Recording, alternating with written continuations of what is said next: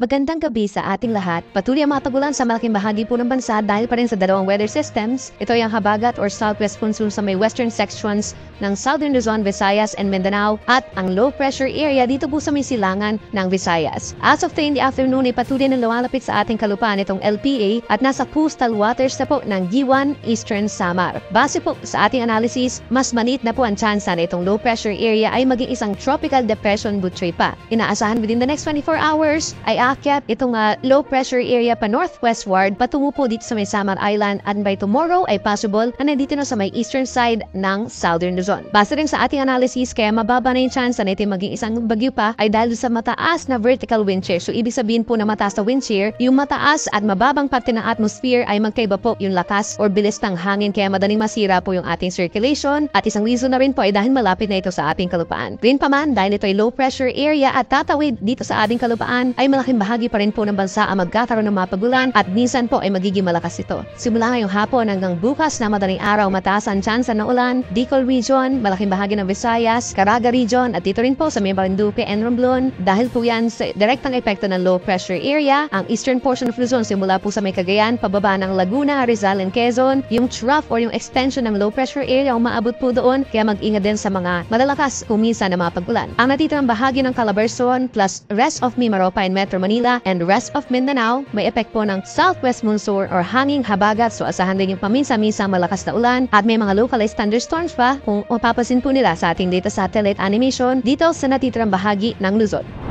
By tomorrow, araw ng Thursday, that's July 18, asahan pa rin pong epekto ng low pressure area plus southwest monsoon sa malaking bahagi ng Luzon, particularly dito sa may southern portions. Ang Bicol Region makakaranas pa rin po ng moderate to heavy na mga pagulan, gayon din ang Romblon, Marinduque, and Oriental Mindoro and southern portion of Quezon. Meron din kalat-kalat na ulan and thunderstorms over Metro Manila, west of Calabarzon, nagun dito rin po sa may Aurora, Isabela, and Quirino, epekto ng trough ng low pressure area na nandito po sa may areas ng Sorsogon, Masbate, and Romblon kahit mag-ingat din po sa mga posibleng pagbaha at pagbuho ng lupa habang natitirang bahagi pa rin ng Luzon dito sa may northern Luzon and parts of central Luzon. Asahan pa rin ang bahagyang maulap hanggang maulap na kalangitan kagaya ngayong araw at mataas pa rin ang tsansa ng mga pagulan at pagkidlat pagkunog pagsapit ng hapon hanggang gabi. Temperature natin sa Metro Manila mula 25 hanggang 31 degrees Celsius.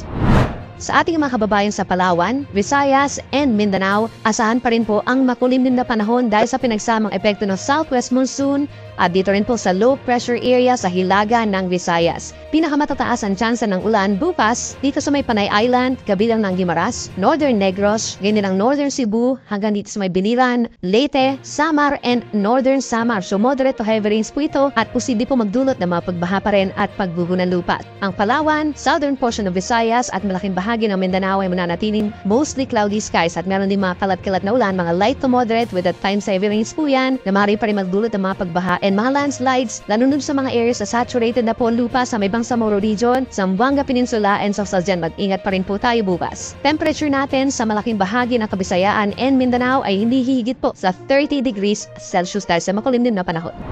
Para naman sa ating mga kababayan na maglalayag, wala po tayong gale warning or pagtaas na mga alon, especially po na humina or walang inaasang pagtaas ng ating mga hangin at medyo relatively mahina pa po yung ating southwest monsoon. Gayon pa man, dahil magiging maulan sa malaking bahagi ng Southern Luzon, Visayas, and Mindanao at meron tayong mga thunderstorms, may tendency po tumaas hanggang 2.5 meters o 2.5 metrong taas na mga alon yung ating mga baybayin. Kaya mag-ingat pa rin po, lalo na yung mga kababayan po natin na nangingisda.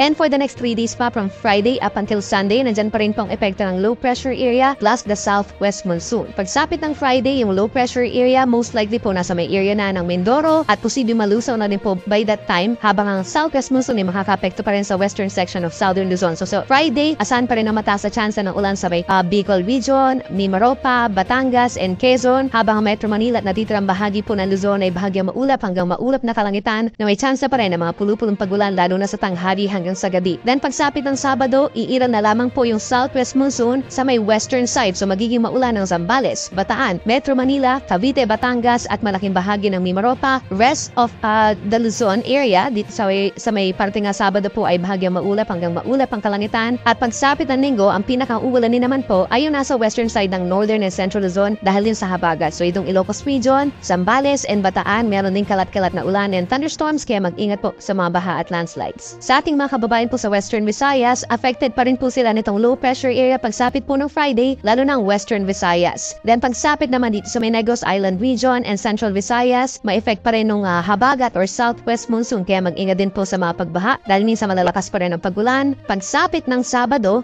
dito na lamang sa may Western Visayas, posible ang mataas na tsansa ng ulan dulot po ng habagat at bubuti ang panahon sa may Central and Eastern Visayas, habang pagsapit ng Linggo pa ay mas bubuti ang panahon sa malaking bahagi ng Visayas. Kapalit yan, mas mainit at malinsangan at tanghali at mga isolated thunderstorm. At panghuli sa ating mga kababayan po dito sa Mindanao, apektado pa rin po ng habagat or southwest monsoon ang Bangsamoro region and Zamboanga Peninsula. So asahan pa rin po yung kalat-kalat na ulan and thunderstorms. Nandyan pa rin po yung banta ng mga pagbaha. Habang natitirang bahagi po ng Mindanao ay unti-unti bumubuti na po ang panahon, lalo na sa may areas ng Caraga region and northern Mindanao. Pagsapit ng weekend, malaking bahagi na po ng Mindanao makakaranas ng mas madalas na maaraw na umaga hanggang tanghali. Pero pagsapit ng tanghali, papainit na po lalo sa may areas ng Metro Davao and Zamboanga City. Then pagsapit po ng hapon hanggang gabi ay nandyan pa rin ang mga pulupulong ulan or pagkidlat pagkulog.